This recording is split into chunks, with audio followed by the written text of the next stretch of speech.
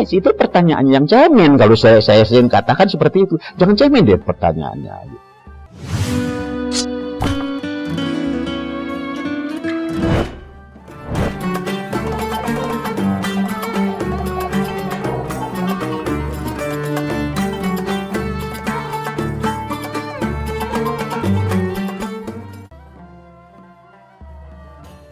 Assalamualaikum warahmatullahi wabarakatuh.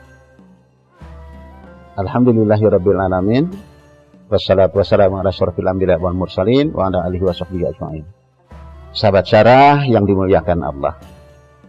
Saya tidak hendak berbicara tentang masalah siapa yang diwajibkan, tetapi mari kita melihat dari ayat lengkapnya di surat Al-Baqarah 183 itu, a'udzubillahi minasyaitonirrajim.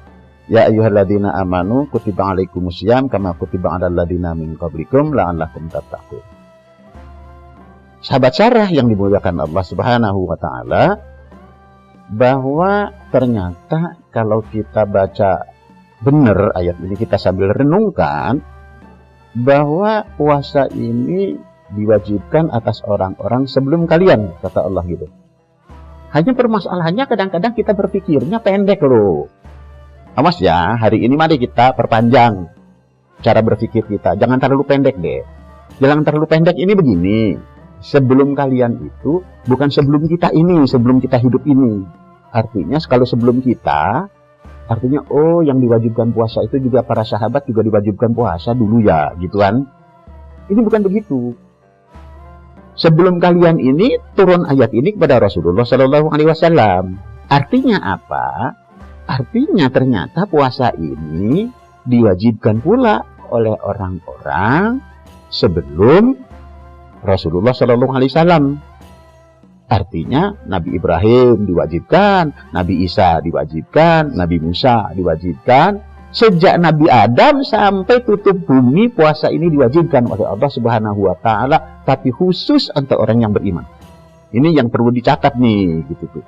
Sehingga kita ngerti gitu. Kita mau menggali lagi. Gitu. Jangan kemudian akhirnya bertanya, Ustaz, kalau orang-orang kalau Nabi Adam diwajibkan puasa, bagaimana puasanya Nabi Adam? Gitu.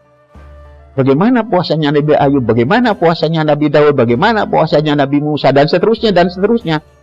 Itu pertanyaan yang cemen. Kalau saya sering katakan seperti itu, jangan cemen deh pertanyaannya. Yang harus dimengerti itu, kalaupun umpama nih, sekarang kita umpama, anggap saja kita mengerti bagaimana puasanya Nabi Adam, bagaimana puasanya Nabi Nuh, bagaimana puasanya Nabi Idris. Kemudian kalau kita tahu, yang diwajibkan puasa, sedang dengan konteks ini, bukankah kita umat Muhammad sesuai dengan syariat Muhammad? Gitu kan? Jadi nggak usah bawa yang lain deh. Yang harus kita renungkan, yang harus kita pikirkan, yang harus kita pelajari, kama kutiba alal ladzina min qablikum itu, artinya setiap umat dan setiap generasi, dari mulai Adam sampai tutup bumi nanti, sampai kiamat nanti, itu semuanya diwajibkan puasa khusus bagi orang-orang yang beriman itu. Pertanyaan yang paling indah itu, apa sesungguhnya hikmah yang ada di dalamnya? Apa sesungguhnya pelajaran yang ada di dalam puasa itu? Itu. Ini yang harus dimengerti. Jadi bukan sekedar bagaimana puasanya, bukan. Mustahil Allah mewajibkan di setiap umat dan setiap generasi itu puasa kalau tidak ada sasaran yang tidak dicapai. Sekedar takwa. Apa itu takwa? Mari kita melihat deh. Gitu tuh. Melihat kita.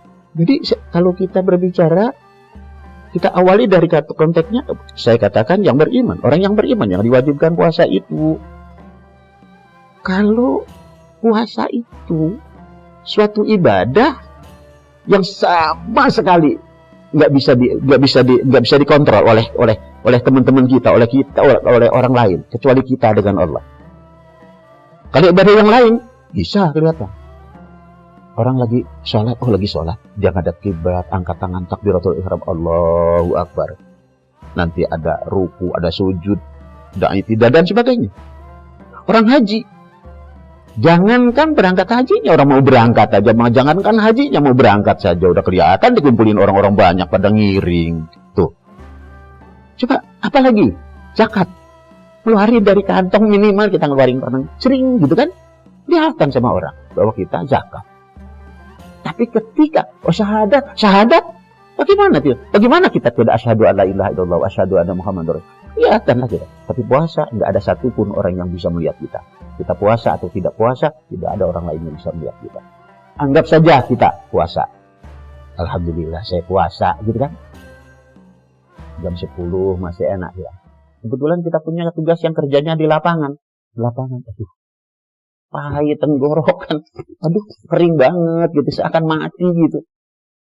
Gak bisa begini. Ada warung yang ngumpet-ngumpet masuk, kemudian nggak ada yang lain tahu gitu tuh. Begitu pulang juga sampai ke rumah, pulang ke rumah. Puasa, alhamdulillah gitu. Dalam konteks apapun dia ingat bahwa kita dimonitor oleh Allah Subhanahu wa taala dimanapun kita.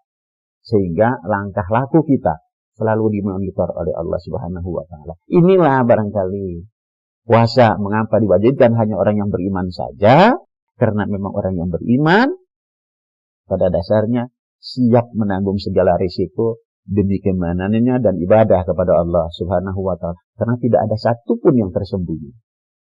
Artinya begini, ketika kita merayakan nanti, ketika kita sampai Idul Fitri pun, kemudian kita sadar betul gitu tuh. Bagaimana kita merasakan sekian bulan nggak puasa. Kalau kita nggak puasa kan kalau di rumah bisa jadi warteg pindah deh, nggak usah restoran deh, pindah ke rumah kita. Tapi saudara-saudara kita di sana bisa jadi tidak seindah seperti apa yang kita rasakan. Untuk itulah, mari setidaknya puasa memberikan nuansa kepada kita, pelajaran bagi kita, rasa kecerdasan sosial. Ini barangkali. Mari kita sama-sama sadari bahwa puasa adalah mengingatkan kita agar kita lebih cerdas lagi sosial kita. Demikian sahabat syarah yang dimuliakan Allah. Wallahu fi aunil abdi maka al abdu fi auni akhi. Walhamdulillahirabbil alamin. Wassalamualaikum warahmatullahi wabarakatuh.